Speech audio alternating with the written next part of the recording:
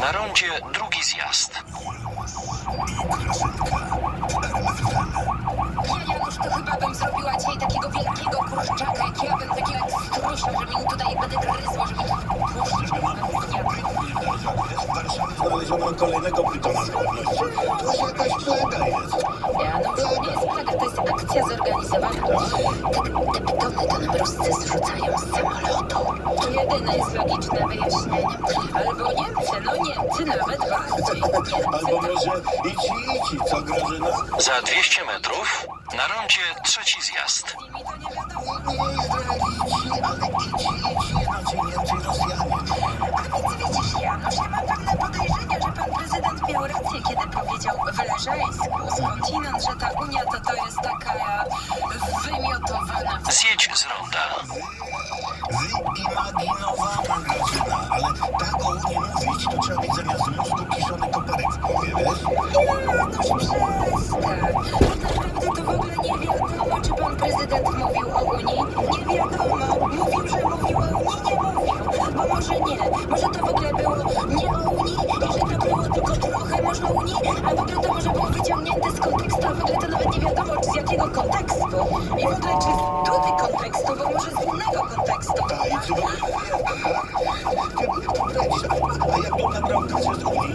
Jak w Europejsku kasarka, czy była wyimaginowana? Janusz, że ci tak przypomnę. No. Te pieniądze mu się po prostu należały. Jemu się lanie należy Grażyna, bo on jest taki wyimaginowaty prezydent, wiesz?